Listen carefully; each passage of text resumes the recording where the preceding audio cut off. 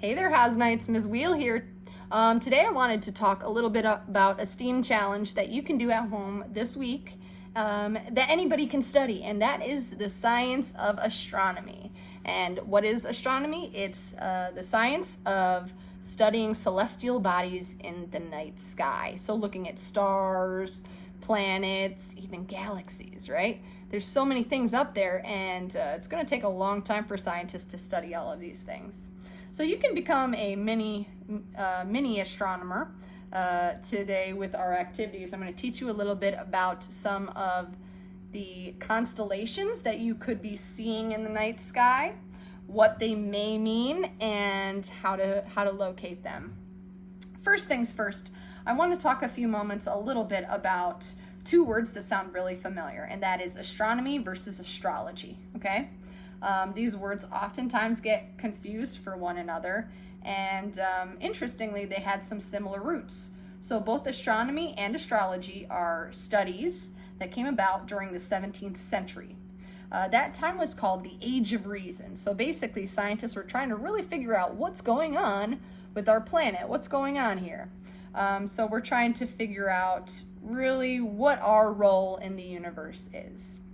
Now, in the study of astronomy, scientists will actually use the scientific method in order to determine, where these celestial bodies are headed, where they're going, how they are related, how they affect one another. Astrology, on the other hand, is actually what we call a pseudoscience. This is one of my favorite words because it's super long. If you use this word, people will think you're really smart. So what is pseudoscience? Pseudo, the root of the word, science.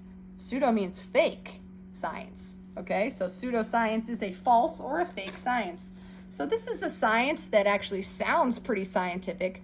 It sounds pretty legit, but unfortunately it's not based off of scientific principles. So whereas astronomy is a science and uses scientific methods, right? Collecting data, analyzing data, things like that.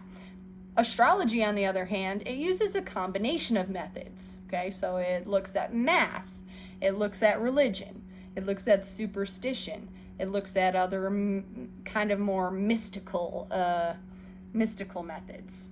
And unfortunately, with all of those methods combined, it's not that reliable, right? Have you ever read an article or seen something on the news that you know is just not true, and you realize, I can't watch this TV station anymore because they're giving out false news, right? False news is a big thing that's happening around all over the place.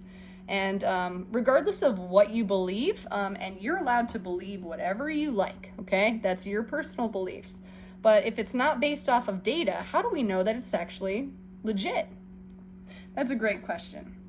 So, basically, when we're looking at astrology, you probably have heard about it. They talk about astrological signs all the time, like Aries, Taurus, Gemini, Cancer, Leo, Sagittarius, and many more. And these are actual celestial objects, right? These are constellations. So groups of stars found in the night sky. So depending on when you were born, what day you were born, and where these constellations were in the sky, astrologists believe that that has an effect on your personality and even your future. So astrologists like to try to tell the future as well, which we know is not quite scientific, but it can be fun to read your astrological fortune every now and then. So what I'd like to talk about is a little bit about astronomy. So let's talk about these constellations in the sky. So whereas Aries, Taurus, and Gemini, these are all collections of stars. And unfortunately, I don't feel like they really influence my personality. But we all have different opinions on that. All right, so today we're going to be making some constellation viewers.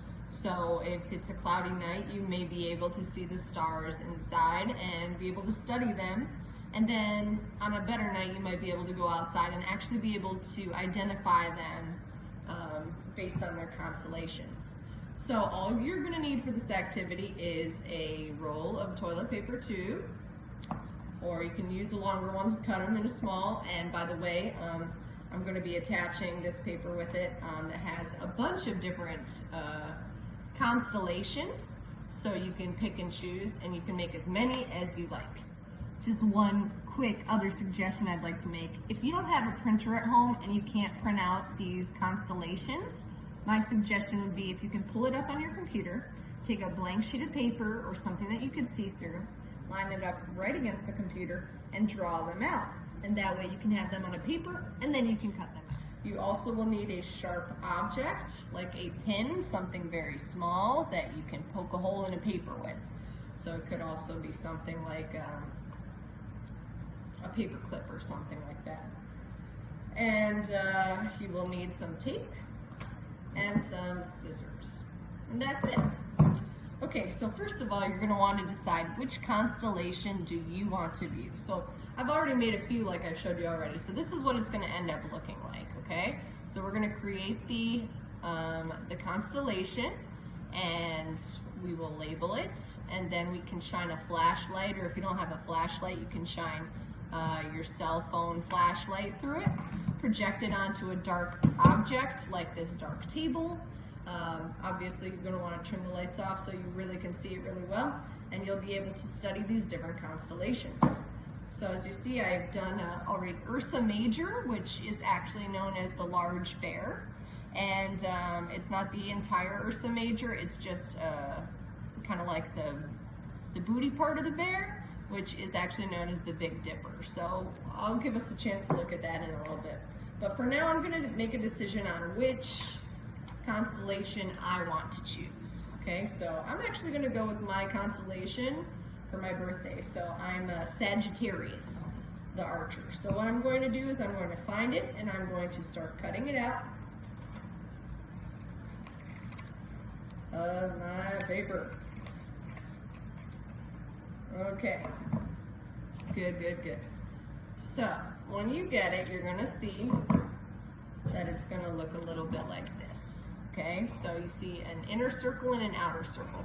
You're going to actually want to cut a little bit larger than the outer circle. So just give it a little bit of space all the way around. Nice big circle. Why do we want it bigger? Well, because we need to tape it on to the edges, and so we want a nice little edge. Okay, so make sure that you make your edge a little bit bigger is better than not. So once you get it cut out, then what you're going to want to do is you're going to want to poke your holes. So you're going to take, your needle device, and just very carefully you're going to want to hold very carefully and just make little pokes through it. Nothing too big, one little poke each. Do that for every single one of your dots, okay?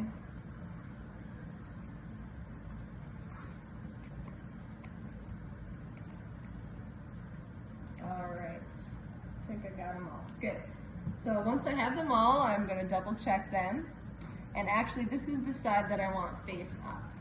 If I had it this way, I mean, I could see those dots a lot better, but it would be an actual mirrored image of what the constellations would look like in the sky. So then all I'm going to do is I'm going to take my tape, and I'm going to basically secure this top part to my toilet paper tube.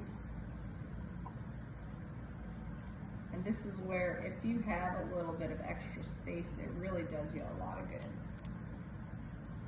And you definitely you definitely want to make sure that you don't have any little openings, because if there are openings, then you know light will be able to get through and it won't look as magical.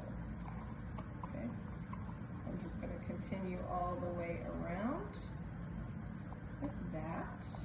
Okay. So once I finish taping around the entire thing, and you may just want to go like around the entire thing one more time just to make sure that it's nice and secure.